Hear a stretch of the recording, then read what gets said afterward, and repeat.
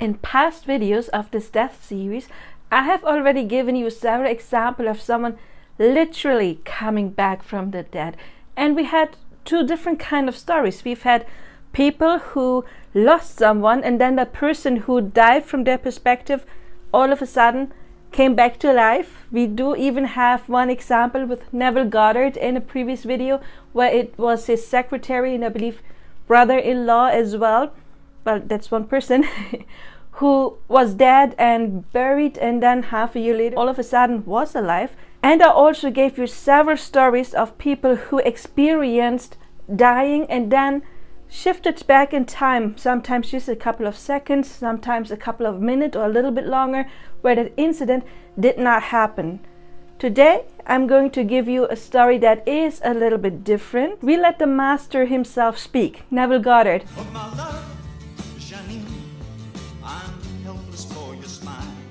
I'm going to give you excerpts of one of his lectures. The lecture is called Identical Harvest, and we are going to start with a tiny piece of that lecture where he's talking about the apostle of Jesus, who later on claimed that he didn't see Jesus in physical form when he came back to life, but he just materialized for a moment.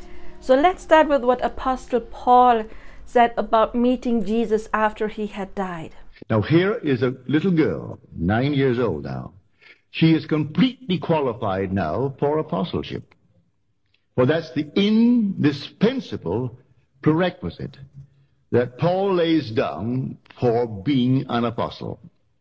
And he asked the question in the 9th chapter of 1 Corinthians. Am I not free? Am I not an apostle? Have I not seen Jesus, our Lord? He confessed he didn't see him after the flesh, but he saw him in spirit. And he insisted the one indispensable qualification for apostleship is to have seen the risen Lord. Okay, that part made it clear. Jesus did return, but not in the flesh as it is described in the Bible, but he just materialized. And the next story, it is something that Neville himself experienced, or rather a close friend of Neville experienced. And that lady, Louise, she unfortunately lost her son Larry. And Neville in his lecture is talking about how Louise manifested her son Larry coming back to life, at least for a moment. Also, to give you a little context, you will hear him talking about Neville. So Neville Goddard is talking about Neville. Louise had another son, a younger son, whose name was also Neville. So don't be confused. When Neville Goddard is talking about Neville, he's not talking about himself in the third person. He is referring to a younger brother of Larry. But now let's hear what Neville has to say. Well, the family now of 4, the 2 boys, and they grew. When the first one, the image of his father, Larry, reached the age of 18, they sent him off to college in England. And one morning, on a Saturday morning, I got a call from her, and she said, Larry is dead. Didn't prepare me at all. Just, Larry is dead. I said, what are you talking about? She said, I've just got a call from the headmaster of the college in London. Larry was killed today, suddenly, in this automobile accident. 1 of 5, but he was the only one killed. The others survived. He wasn't driving the car, he was in the car. And we are leaving within an hour. Joseph and Neville and myself were leaving in the hour to go to London. So they did, and brought back the ashes of Larry and scattered it in Central Park. She went into shock, completely shocked. And for 2 months, she wasn't here. Her husband called me long distance. He wrote me, so what to do? I do not know what to do. Should I put her into some asylum? Should I bring in something? Because she is not here. She refuses to be part of this world. But you do not know this woman. She has a determination that is like steel. You can't divert her. He can take any goal in this world and realize it. And she had one goal now. She had to know about Larry. If what I'm teaching is true, that all things exist in the human imagination, then Larry existed in her imagination. And she had to see him and touch him and know that he survived. She said, my religion failed me. My philosophies failed me. I couldn't open a book. Nothing could in any way encourage me or support me. And I lived in this state, just completely in shock, to the despair of my family. And on this morning, 2 months later, I felt something surging within me, surging and surging. And then out of my own being, here comes Larry. He is seated on the side of this chair in my bedroom. It's my bedroom. He lived on the 33rd floor on Central Park South. Here is Larry. And then I said, Larry, there? Well, I can put myself there too. And she did. I sat right next to him and felt him. Then I brought Neville, and he sat next to me. And here the three of us, I've never seen Larry so beautiful. His face was just like velvet. You've never seen such beauty of skin as Larry. And we communicated without the use of words. And he said to me, Mother, I didn't want to hurt you. And here he's talking to me without any use of words, but he's telling me, and I'm listening. Then I said to Neville, Neville, go and get Daddy. Daddy was then in the living room. This is the early hours of the morning, about 6. Go and get Daddy and tell Daddy to come. And the minute he got up and started towards the living room to bring his father, something happened in her and something broke. And then the whole thing faded. But he said, at that moment, I was completely cured. I had a pain that no doctor could help. No philosopher could help. No religious person could help. No book could help. Here I am in a pain that no one could understand. It was a physical pain. My body was racked with it. And at that moment, I was completely relieved of all sense of loss and all sense of pain, and I proved that all things do exist in my own wonderful human imagination. And that's where Larry was. I brought him out as an objective being, seemingly independent of my perception of him. And he sat on the side of that chair, on the arm of the chair, that big chair in my bedroom, and Neville sat on the other arm. I sent Neville to call Daddy, and then I went in. After it broke, I then got off the bed. I went into the living room, and here was Joseph reading the paper, and I told him what had just happened. And do you know, he was just like a shadow. A shadow that talked. I looked at my husband, and here he's only a shadow, a talking shadow. That day I had to go out, and I went down the street shopping, and everyone was but a shadow. Talking shadows. The whole vast world was but a shadow. And so when we say, all that you behold, though it appears without, it is within, in your own wonderful human imagination, of which this world of mortality is but a shadow. Everything here seems so real. Cut it and it bleeds. It is only a shadow. And she was cured instantly when she, out of her own being, conjured her son and made him sit on the arm of the chair. And she herself brought her own being out of it and sat in the center on that chair, and then brought Neville, who was sound asleep in his own room, and then said to him, go and get Daddy. Let him come and see how beautiful Larry is. Skin like velvet, so altogether lovely. She never saw him so beautiful. And he's saying to her, Mother, I never wanted to hurt you. I didn't want to hurt you. And so, then the whole thing faded, and she realized that what I told her before, that all things exist in the human imagination, was true. We are living in a shadow world. The immortal man is your own wonderful human imagination. That man can never die. That's Jesus Christ. You are the Lord Jesus Christ. And Jesus Christ is not some intangible thing. You speak of imagination. It's defined in the script, in the dictionary, as the picture-forming faculty of the mind. It's defined as that which can conjure and create an idea or an image independent of objective reality. They call this the reality, independent of objective reality. And what it conjures, they call it the unreal. That a simple apprehension of objective facts, objective objects in this world, they call that sense perception and therefore reality. And she was determined to know what happened to Larry. She wanted to prove to her own satisfaction that Larry survived, that Larry is real.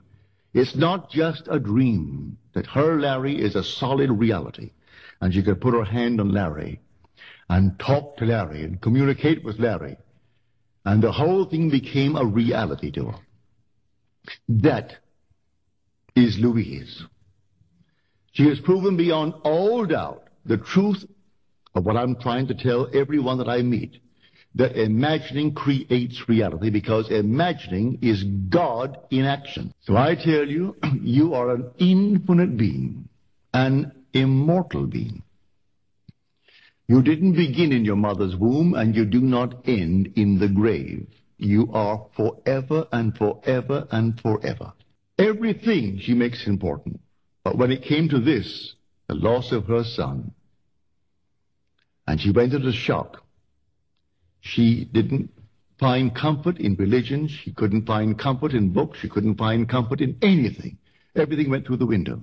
But she was determined to prove that her Larry survived. And all she could hang on to is that all things exist in the human imagination.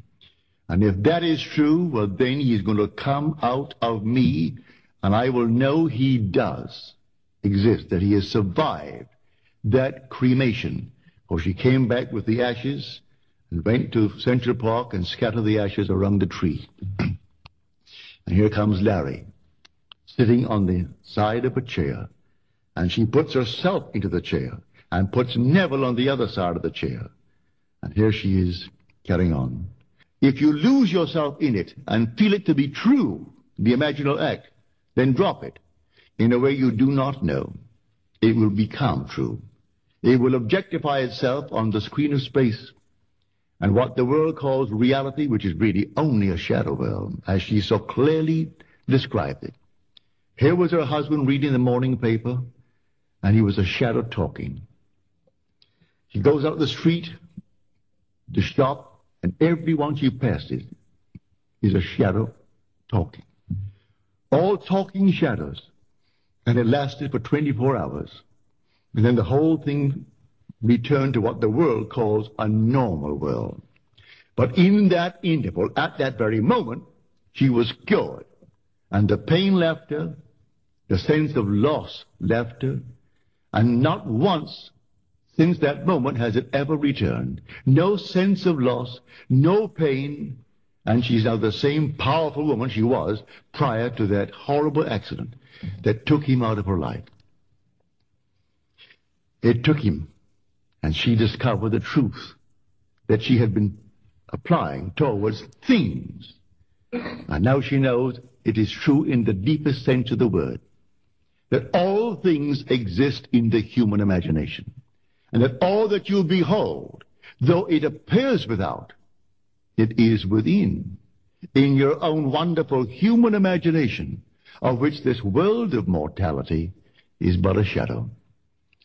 And all this objective reality is solely produced through imagining. That is the only reality in the world.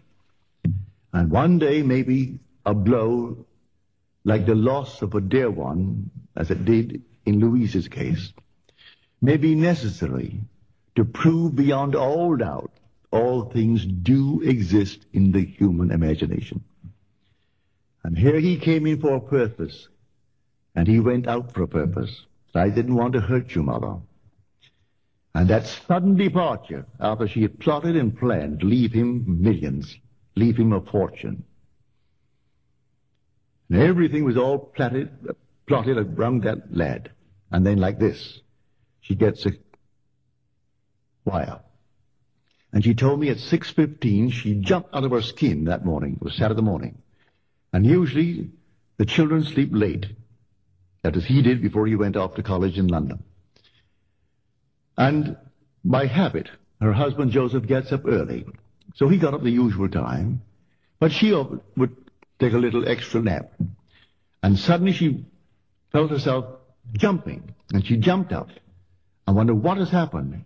And I looked at the clock. It was 6:15. I wondered what has happened. Why did I do this? And then came Neville. Neville came in. And he always sleeps late on Saturdays and Sundays. And then came the call. And she asked the headmaster, when was he killed? And he said, 11:15. That's exactly 6:15 New York time. There's a difference of 5 hours between New York and London. Exactly to the minute. That's when he was killed. 11:15 London time, 6:15 New York time. And she woke with a jolt and wondered what on earth has happened. And when she heard London calling, she thought it was Larry. And when she heard this voice, and it was not Larry's voice, she asked automatically, what has happened to Larry? And then he said, I'm sorry to tell you, Mrs. Burleigh, but Larry is dead. And that's the story. And you wonder what happened when everything seemingly to live for, he brought to her this intense story that everything is within her. Now start using it lovingly, because it's in you anyway, and do not use it unlovingly. You can have anything in this world that you want, but do it with the same intensity, but do it lovingly. For God is not only your own wonderful human imagination, God is infinite love. And your imagination is not some vague essence. It is a being, a majestic being that can be seen. And when you see, you will see the King of Kings and the Lord of Lords. And one day you too will take off the coat. And others will not see it, but anyone with incurrent eyes will see it. And they will see that you took off your body. You took off the skin. And through that transparent body, which you now wear, is the King of Kings and the Lord of Lords. As you can see, Louise successfully manifested her son Larry coming back to life. However, she personally did not manifest jumping into another timeline where Larry was still alive or didn't die, but her will, her love as a mother was so strong that she managed to manifest Larry materializing in front of her eyes for at least a couple of minutes. How is this possible? Well, if physicists are right and we do live in a hologram, then that should not be too much out of the extraordinary. It should not be something that cannot possibly happen.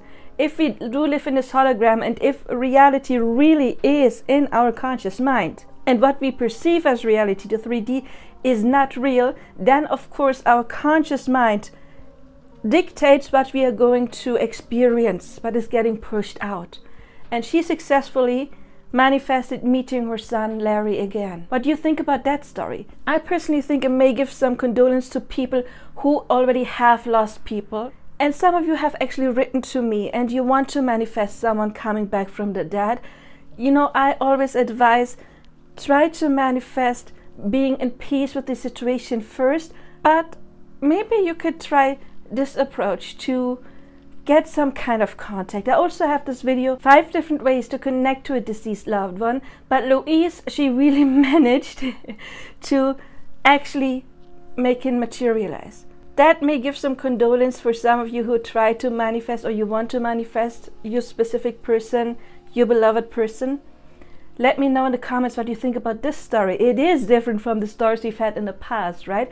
But of course, in the future, I'm going to give you more stories of people who died and then didn't die. So we do have more of that coming in the future. Next Friday, there is going to be another video in this death series. Subscribe if you haven't and look out for that. If you haven't watched the entire death series yet, please do so because we do have some astounding videos in there. I hope I see you in there or in personal coaching, and till then, of course, I wish you all the best now. Bye bye.